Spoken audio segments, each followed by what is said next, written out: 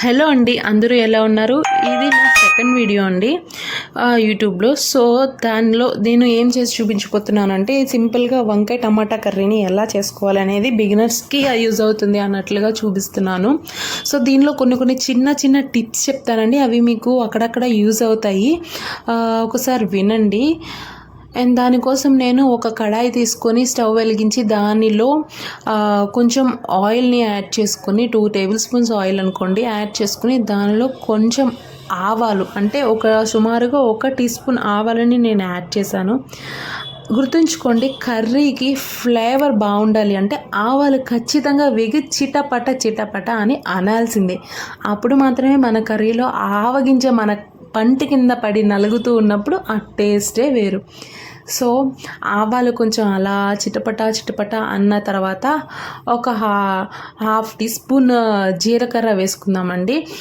అందరూ పచ్చిశనగపప్పు అవన్నీ యూస్ చేస్తారు, బట్ ఓకే, నేను అవన్నీ ఏం యూస్ చేయను. తాలింపు కోసం జీలకర్ర ఆవాలు మాత్రమే యూస్ చేస్తాను. ఆ తర్వాత ఆనియన్, పచ్చిమిర్చి, అలాగే కరివేపాకుని వేస్తున్నాను. కరివేపాకుని నేను కట్ చేసి వేసుకుంటానండి, ఎందుకంటే మన ఇంట్లో పిల్లలు కానీ ఎవరైనా పెద్దవాళ్ళు కానీ కరివేపాకుని తీసి పక్కన పెట్టేస్తుంటారు, కానీ కరివేపాకులో చాలా మంచి ఉంటుంది. సో అది మన కడుపులోకి వెళ్ళాలి అని అంటే అలా చిన్నగా కట్ చేసేస్తే వాళ్ళు ముద్దలతో పాటు తినేస్తారు అనే ఒక చిన్న ఆలోచనతో అలా కట్ చేసి వేస్తాను. సో తర్వాత నేను వంకాయల్ని కట్ చేసుకొని దానిని యాడ్ చేస్తున్నాను అండి. అండ్ వంకాయలు మీరు అబ్జర్వ్ చేస్తే మనం కట్ చేస్తుంటే మన హ్యాండ్స్ కూడా నల్లగా అవుతాయి, అలాగే వంకాయల్ని మనం అలాగే పెట్టేస్తే బ్లాక్గా అయిపోతాయి కాబట్టి, అండ్ అవి కండ్ర ఎక్కుతాయి అంటారు కదా, వంకాయలకి ఆ స్వభావం ఉంటుంది కదా. ఆ వంకాయలు అలా కండ్ర ఎక్కకుండా మనం కట్ చేసుకునేటప్పుడు ఉప్పు వాటర్లో వేసుకొని మనం వండుకునేటప్పుడు దానిలో డైరెక్ట్గా తీసి ప్యాన్లో వేసుకుంటే సరిపోతుంది. అండ్ ఇంకొక టిప్పు ఏంటంటే వంకాయలు అలా కండ్రగా అనిపించకూడదు అని అంటే మనం ప్యాన్లో వేసిన వెంటనే ఉప్పు పసుపు 2 యాడ్ చేసేయాలి. సో దానికోసం నేను ఉప్పుని మనము మెజర్మెంట్ అనేది ఏం లేదనండి, మీరు మీ టేస్ట్కి సరిపడా యాడ్ చేసుకోండి. నేనైతే హెల్త్కి మంచిది అన్నట్టుగా కల్లుప్పు యూజ్ చేస్తాను. తర్వాత అవి 2 యాడ్ చేసుకొని పసుపు ఉప్పు యాడ్ చేశాక బాగా మిక్స్ చేసేద్దాము. అలా బాగా మిక్స్ చేసిన తర్వాత వంకాయల్ని బాగా మగ్గనివ్వాలి. సో దానికోసం మనము వంకాయల మీద ఒక ప్యాన్ మీద మూత పెట్టేద్దాము. అండ్ తర్వాత ఇంకొక విషయం ఏంటి అని అంటే, మనము ఈ కర్రీ ప్రాసెస్ని మినిమం మీడియం టు లో ఫ్లేమ్లో మాత్రమే చేసుకోవాలండి. ఎందుకనంటే మనం కర్రీ హై ఫ్లేమ్లో పెట్టేస్తే అడుగంటే ఛాన్సెస్ ఉంటాయి. సో మనము మీడియం ఫ్లేమ్లో పెట్టి మాత్రమే చేయాలి. చూసారా, నేను మీడియం ఫ్లేమ్లో పెట్టినా సరే ఒక్కొక్క ముక్క అలా కొంచెం అంటుకుంది, ఎందుకంటే వంకాయలు కొంచెం లేతగా ఉన్నాయండి, ఈజీగా ఉడికిపోతాయి. సో ప్యాన్కి ఒక్కొక్కసారి స్టిక్ అయ్యే ఛాన్సెస్ ఉంది. సో అందువల్ల మీరు ఎక్కువగా మీడియం టు లో ఫ్లేమ్లో పెట్టి మాత్రమే వంట చేయడానికి ట్రై చేయండి. సో తర్వాత మీరు ప్లేట్ పెట్టుకునేసి, అంటే వంకాయ మగ్గిపోతే ఓకే, కొంచెం మగ్గలేదు అని ఇంకా కొంచెం అనిపిస్తే మీరు మళ్ళీ ఒకసారి ప్లేట్ ప్లేస్ చేసేసి మళ్ళీ తీసుకోండి. తర్వాత నేను టమోటాలని యాడ్ చేస్తున్నాను. టమోటాలు వచ్చి 2 బిగ్ సైజ్ టమోటాలు నేను తీసుకున్నానండి. మీరు మీడియం సైజ్ అయితే ఒక 4 తీసుకోండి.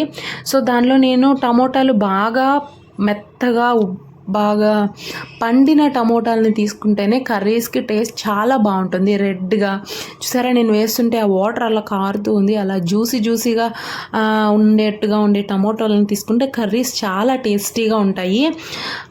సో తర్వాత నేను ఒకసారి మళ్ళీ కలుపుకునేసి బాగా టమోటాలు మగ్గడానికి మూత పెట్టేస్తున్నానండి. టమోటాలని కొంచెం సేపు ఒక 2 మినిట్స్ మీడియం ఫ్లేమ్లో మగ్గనిచ్చాక మళ్ళీ ఒకసారి తీసి టమోటాలు బాగా మగ్గాయా సాఫ్ట్గా అయ్యాయా అని మనం చెక్ చేసుకుందాము. సో మీరు టమోటాలని చెక్ చేయాలంటే గరిటెతో ఒకసారి టమోటా ముక్కలని నొక్కి చూస్తే మీకు ఈజీగా అర్థమవుతుంది టమోటా మెత్తగా ఉందా గట్టిగానే ఉందా అని. సో మనకి ఒకవేళ గట్టిగానే ఉంది అని అనిపిస్తే మళ్ళీ ఒకసారి మూత పెట్టుకుని ఒక 1 మినిట్ పాటు ఉడికించుకుంటే సాఫ్ట్ అయిపోతాయి.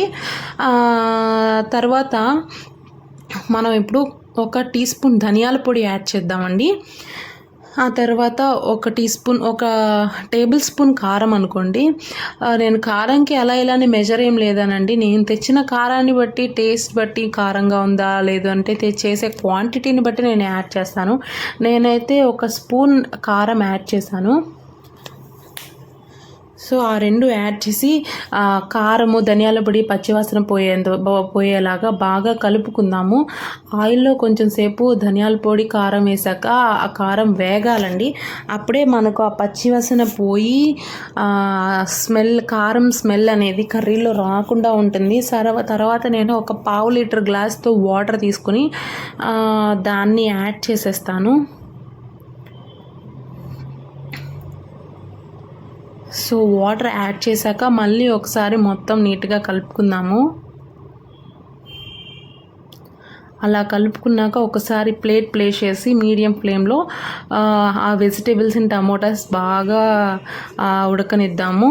ఆల్రెడీ ఆయిల్లో మగ్గాయి కాబట్టి కొంచెం సేపట్లో అవంతా బాగా మెత్తగా అయిపోతాయి. సో మనము వాటర్ని కూడా లిమిట్లో యాడ్ చేసుకోవాలి. ఒకవేళ మనవి బాగా సాఫ్ట్ అయిపోయాయి అని అనిపిస్తే కొంచెం తక్కువ వాటర్ని యాడ్ చేసుకోవాలి. ఫైనల్గా ఆ వాటర్ బాగా ఎవాపరేట్ అయిపోవాలన్నమాట. వాటరీగా ఉంటే కర్రీ అంత టేస్ట్గా ఉండదు. సో మనకు జస్ట్ ఆ కర్రీలో వంకాయలు కొంచెం లైట్గా స్మాష్ అయ్యి, అలాగే టమోటాలు జ్యూసీగా స్మాష్ అయ్యి అది మొత్తం వచ్చి ఆ వాటర్లో కలిసినప్పుడు అది కొంచెం ఆ జ్యూస్ కొంచెం చిక్కగా అవి బాగుంటుంది కదా తినడానికి. సో అలాంటి కన్సిస్టెన్సీ వచ్చినప్పుడు మనముని last and final ingredients add చేసుకోవాలండి. గుర్తుంచుకోండి, ఏ కర్రీకైనా ఇవి చాలా మనకి కర్రీ యొక్క ఫ్లేవర్ని ఎన్హాన్స్ చేస్తాయి. చాలా బాగుంటుంది టేస్ట్. దానికోసం నేను వచ్చి గరం మసాలాని యూస్ చేస్తున్నాను. ఇది వచ్చి బీవీఆర్ గరం మసాలా అండి. మీరు 5 రూపీస్ ప్యాకెట్స్ కూడా అవైలబుల్లో ఉంటాయి. లేదంటే హోమ్ మేడ్ గరం మసాలాలు కూడా యూస్ చేయొచ్చు. సో అది ఈ గరం మసాలా ఒక్కటే కదండి, మనం ఫైనల్లో చికెన్ మసాలా కూడా వేసుకోవచ్చు. అది కొంచెం టేస్టీగా అనిపిస్తుంది మనం ఒకవేళ యాడ్ చేస్తే కూడా. ఇలాంటి కర్రీస్కి చికెన్కే యాడ్ చేయాలి అని ఏమీ లేదండి. చికెన్ మసాలా వెజ్ చేసుకున్నప్పుడు కూడా చేసుకోవచ్చు. నాన్ వెజ్కే యాడ్ చేయాలని ఏం లేదు. లాస్ట్ అండ్ ఫైనల్ అండి, బట్ నాట్ లీస్ట్ కొత్తిమీర అనేది మన కర్రీకి ఫ్లేవర్ని చాలా బాగా ఇస్తుంది. కొంతమందికి కొత్తిమీర నచ్చదు అని అంటూ ఉంటారు. బట్ కానీ ఎవరైనా సరే కొత్తిమీర అని తెలియకుండా ఇష్టంగా తినేయాలి అని అంటే కొత్తిమీరని స్టవ్ ఆఫ్ చేశాక లేదా ఆఫ్ చేసి ఒక 2-3 సెకండ్ల ముందు అలా వేసి వెంటనే ఆఫ్ చేయొద్దండి. ఒక హాఫ్ మినిట్ పాటు మనం కొరియాండర్ వేసాక కొంచెం మగ్గనిస్తే దానిలో మనం కడిగినప్పుడు వేసిన వాటర్ ఎవాపరేట్ అయిపోతాయి.